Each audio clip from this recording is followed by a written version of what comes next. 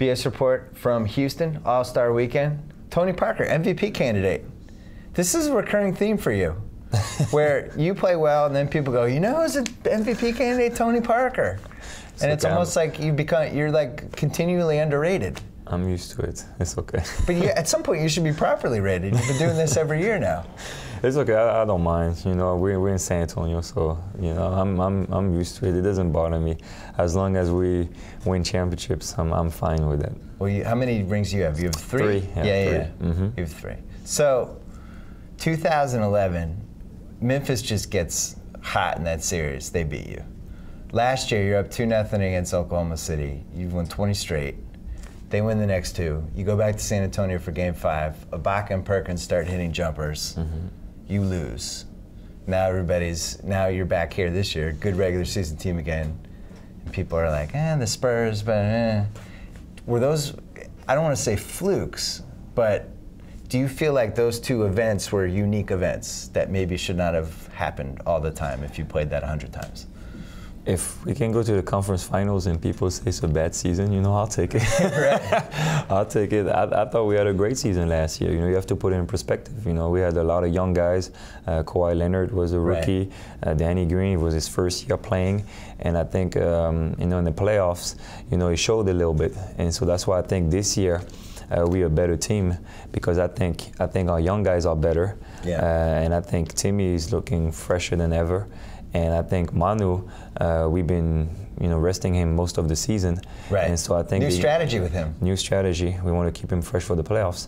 So I like our chances. Obviously, when you go back at last year, you win 20 games in a row and then you lose 4.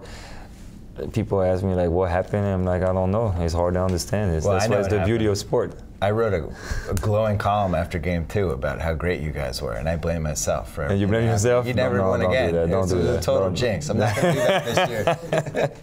No, but it happens. It's sports, and that's why it's so great. And OKC played great, and that's why we want to come back this year and have another opportunity to try to play them again and go to the finals. Game 5 against Oklahoma City. I mean, it's the absolute best they could play. When you leave that game and you're like, what just happened? Like, we're home. This is basically a best 2 out of 3, and these guys basically throw a no-hitter against us. Yeah, they were great. You have to give them credit. You know, we were playing a very talented team, and they got hot. You know, Game 5 they played great. Harden, he hits that big step back 3 at the end. Yeah. And then it was tough, man. But I think it gives us a lot of fuel for this year, a lot of motivation for this year to come back and try to do it one more time. Did you celebrate when they traded James Harden? Did you guys have a party at your house? I was happy. I didn't have a party, but I was kind of happy because James Harden, man, he's really, bad really matchup good. For you guys, yeah. Very bad matchup. And it turned out he's a really good basketball player. Yes, he's really good. Needed his own no team. Disrespect to Martin, because he's talented too, and he's going to be tough to handle. But James Harden is like all-star. He's tough. That was a really smart political answer you just did right there. See that? Because you'd be like, but Kevin Martin, Jeremy Lamb, I know he's not playing, but he's great too. So how's Duncan still doing this? I don't know. He had to do a secret thing. I don't know. Maybe he went to Germany, the same doctor that Kobe used. I don't know. But I know that when I'm going to be 33, 34, I'm going to that same doctor. Go to wherever Duncan went last summer. There you go. Check That's what him I out. should do. I should do that. I mean, he's one. You guys, it's funny because people are always like, the Spurs are boring, and I love watching you guys in person. I want to ask you that. Why people say that? I can understand when I first arrived in the Spurs, we'll do a half court and give it to Timmy and David Robinson every single time, but we were winning. So, but I can see that being boring. But I don't think we're boring now. You haven't been boring for. I thought in 07 you guys were really excited to watch, because you and Manu are 2 of the most creative guys in the league, and Duncan. The thing I always liked about seeing you guys in person was just the spirit and the camaraderie, and just like Duncan, it's weird because he's in his 30s, but it's almost like he's, like Popovich is the dad, and then Duncan's like the older brother, and he's always like got his hands on guys, and I don't know, it's just, I like watching the chemistry. I always thought it was like you guys had something special. I think that's the key of our success, is the relationship between Coach Pop and Timmy and all the players. Because we all, you know, keep our ego for ourselves, and the most important is the team and the team success. And I think we've been good so long is because of that, because Pop preached that nobody's bigger than the team. Right. And then Timmy, you know, everybody follows what he do, because he's a great example. For me, he's just a gift for my career. Just unbelievable to see him every day. Like at 36, you have that motivation to be all-star and keep playing great. Respect that. And the other strength you have is that nobody else has emulated that philosophy of the team is more important than the player. I mean, you see so many teams that splinter because a player decides he's more important. No, that's why it's hard. Chemistry, you see it with the Lakers. You know, chemistry is hard to find, and have the right players to fit together. It's tough. And I think in San Antonio, Coach Pop and RC, they always do a good job to put good players in our team. You had a couple summers ago, you were like all of a sudden in trade rumors a couple times, and myself and anybody else who follows basketball were like, wow, you can trade for Tony Parker? Why is this happening? Were you worried that you might get traded that summer or no? No, because it was rumors. You know, Coach Pop told me that I was not going anywhere. Because you need the three guys. I grew up a Celtics fan. I'm still a Celtic fan. We kept Mikhail Parrish and Bird together to the bitter end. To the end, yeah. And then there was a big thing about whether that was a mistake or not. And the reality is, I don't feel like it probably wasn't, because in the last couple of years, we had chances to win a title, and one guy got hurt one year, the other year we had bad luck in a series. But I think ultimately you're better off doing that. Unless you could flip you for Kyrie Irving, then I get it. He's 10 years younger, like that makes sense to me. But to just split it up doesn't make sense. Yeah, I think in the Spurs they don't do that. You know, I think that's not their philosophy. And for us to make a trade, it needs to take a lot, because we don't do that much trades. Right. And they always like stability, and they're very loyal. And I think that's why a lot of guys in our team, they sign for less money to stay with the Spurs, because, you know, we trust, you know, Pop will take care of us. I know me personally, that's what I did. And then after, I think you'd been on the Spurs for 10 years, and Pop said, all right, I'll get you another French guy. I'll finally do it. You got me two French guys. You got you two French guys, 2 for 1 special. There you go. So what do you guys, you just on the plane talking French the whole time and driving everyone crazy? It's very international in our team. Like, so what do you have? The Spanish side, you know, with Manu and Thiago, who's from Brazil. Oh, yeah. And we got 2 Aussies, 2 Australian guys now in our team. I forgot about that. And we got Patty Mills and Aaron Baines, and one of our assistant coach from Australia. Yeah. And then you got the French Mafia. You got 3 French guys in the team. So we got a lot of international, a lot of flavor going in the team. What happens when you play Portland? Is it just French trash talking with Batum? A little just bit. Non-stop? Yeah, a little and the bit. refs don't know what's going on? But Nico is a good friend, so it's like nice trash talk. You know, it's nothing bad.